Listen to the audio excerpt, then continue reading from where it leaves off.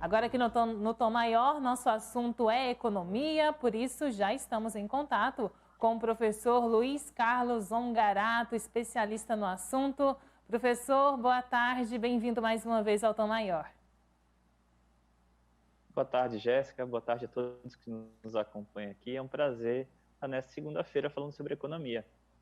Professor, então a gente continua aqui, né, dando continuidade, então, à nossa série sobre a ODS 8, né, Objetivo de Desenvolvimento Sustentável da Agenda 2030 da ONU, que é sobre trabalho decente e emprego e trabalho decente. O nosso tema de hoje, professor, é a meta 8.6.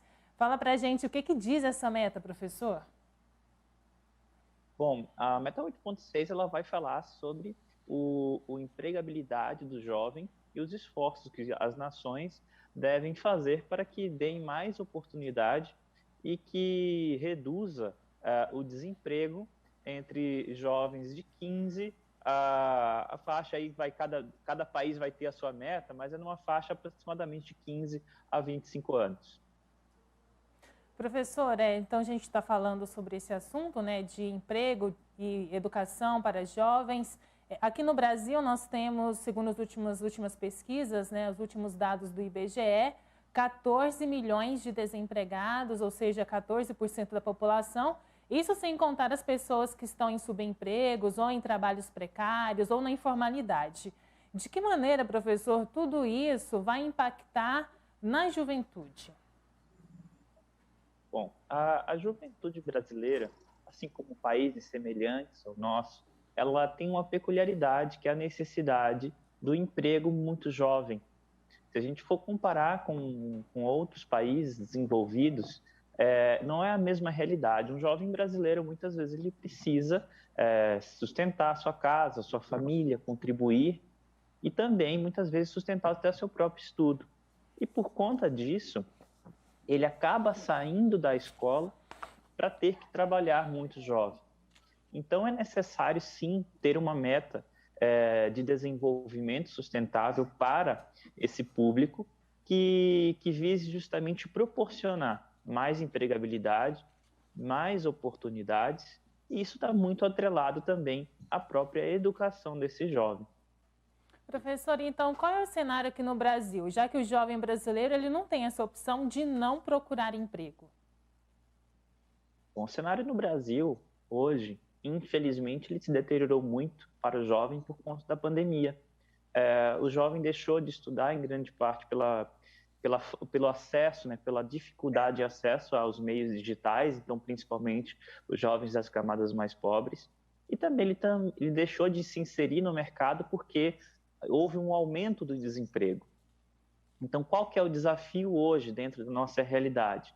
É levar, primeiramente, o jovem de volta para a escola, e você também tem programas para receber jovens, como programas de aprendizagem, que são vinculados também à própria capacitação técnica, muitas vezes, para poder, como se diz, você desenvolver uma política que tem um cunho social muito forte dentro da estrutura social brasileira. Professora, a gente não quer que esses jovens estejam trabalhando ou procurando emprego. O ideal, então, é que eles estejam estudando, né, se qualificando. Como trabalhar isso aqui no Brasil? Promover isso, já que a renda que esses jovens, né, do trabalho desses jovens é fundamental para as famílias.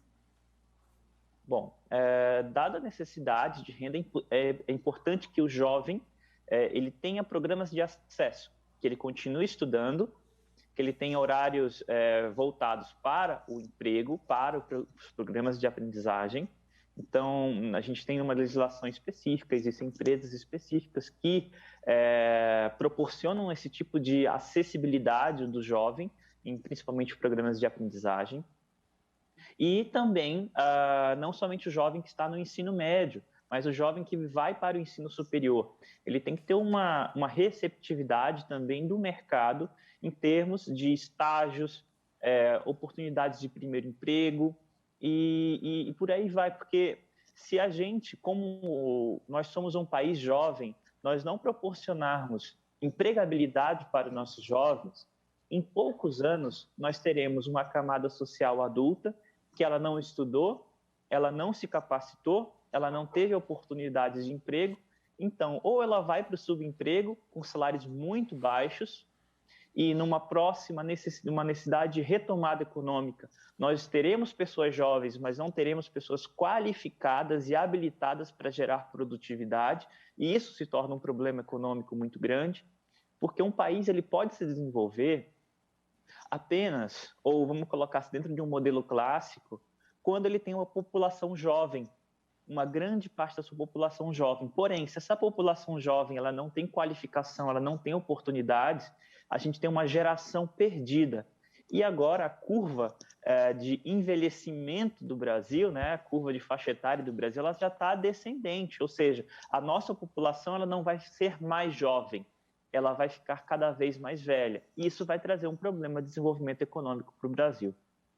Estamos conversando aqui no Tom Maior com o professor Luiz Carlos Ongarato, especialista em economia. Professor, tem uma pesquisa da Fundação Getúlio Vargas que aponta que 1/4 dos jovens entre 15 e 29 anos não estuda e nem trabalha, é o que a gente chama de jovens nem. Qual o impacto disso? Por que isso acontece, professor? Isso também pode causar também impactos econômicos, né? Sim. É importante que o jovem ele esteja inserido dentro da escola, ou ensino médio, educação básica, educação superior, educação técnica. Se ele está fora da escola, é um problema, muitas vezes por necessidade de trabalho. Como não há trabalho, ele acaba não estudando e não indo trabalhar, não gerando riquezas. Então, isso faz com que essa geração de nem, ela acaba por ser muito prejudicial para a economia, porque na hora que esse jovem se interessar ou que houver um trabalho, um emprego para esse jovem, ele não vai estar capacitado. Não estando capacitado, automaticamente as empresas não vão ter quem empregar. E aí a gente não tem crescimento econômico. Então, tem essa preocupação que não é somente do indivíduo, ela é uma preocupação também da sociedade e do Estado. Professor, nós tivemos programas como o ProUni, o FIES, né, que levaram jovens mais pobres a chegar à universidade, a fazer o curso superior. O senhor acredita que isso também se reverteu em mais empregabilidade? Sim. Qualquer pesquisa que a gente vai analisar, dados que a gente vai analisar, é só a gente perceber que quanto mais capacitada está a pessoa, maior é a renda dela, maior é a renda média dessa população. Então, é importante que uma política pública, como o FIES, um programa de financiamento a juros baixos, ou um programa de acessibilidade ao ensino superior, como o ProUni, ele faz com que mude essa realidade desse jovem. Porque alguém que vem de uma camada da população mais pobre, até ela mudar a realidade daquela família, pode demorar gerações. Então, é super importante que nós tenhamos empregos de qualidade, para dar uma qualidade de vida cada vez melhor, para que quebre esse ciclo de pobreza. Porque senão, se o jovem ele não trabalha e não estuda, ele tem uma perpetuação da pobreza também no seu ciclo familiar. Então, programas como esse que você falou, Jéssica, eles são fundamentais para essa acessibilidade ali à educação. Professor, outro ponto importante é a reforma do ensino médio, deve começar já no ano que vem, e um dos pontos dessa reforma é acelerar o ingresso dos jovens no mercado de trabalho. Nessa relação entre educação e trabalho, qual a política que o senhor acredita ser mais adequada para a juventude? É interessante que o novo ensino médio, ele tem agora diferentes caminhos que você pode trilhar desde lá da primeira série do ensino médio até a terceira. Então, você consegue focar um pouco mais em áreas afins daquele estudante, mas o principal ponto dentro da meta 8.6 é justamente a possibilidade de você ter o ensino técnico, não somente dentro das escolas públicas, como institutos federais, as antigas escolas técnicas, mas também dentro de escolas privadas, você tem a possibilidade de oferecer o ensino técnico. Então, quanto mais jovens, desde lá do seu primeira série do ensino médio, estão aprendendo uma profissão, e uma profissão que ela seja adequada à sua realidade. Por exemplo, em Goiás, a gente tem uma realidade do mercado de trabalho e essas escolas vão oferecer cursos com alta empregabilidade nessa região, assim como um outro estado tem uma outra realidade e ele vai ter uma oferta de cursos técnicos, do ensino médio técnico, de acordo com a sua realidade daquela região. Então, isso vai proporcionar que o jovem ele consiga acessar o mercado de trabalho de uma maneira qualificada antes dele entrar no ensino superior. Porque esse jovem, às vezes, ele não pode esperar ali se formar numa faculdade. Às vezes, com 17, 18 anos, 15, 16 anos, ele já pode se inserir. E um outro ponto interessante dessa reforma é que os jovens, fazendo um ensino técnico, o ensino médio técnico, ele vai também poder experimentar mais as profissões. Ele já chega mais maduro na hora de escolher ali a sua faculdade, caso essa seja a opção dele. Outro ponto importante, professor, para a gente avaliar aqui no Tom Maior, é um ponto da reforma trabalhista que estipulou o trabalho intermitente, né? Esse trabalho intermitente foi aprovado com o discurso de que, assim, os jovens poderiam trabalhar sem deixar de estudar. Qual a sua avaliação, professor? Bom, a questão de reformas, justificativas de reformas trabalhistas, eu tenho um tom um pouco mais crítico em relação a isso, porque não é a regulamentação necessariamente que vai gerar as oportunidades. A minha forma de enxergar isso é que o mercado ele vai gerar oportunidades e a empregabilidade no Brasil ela não é diretamente ligada à legislação, ela é ligada ao crescimento econômico.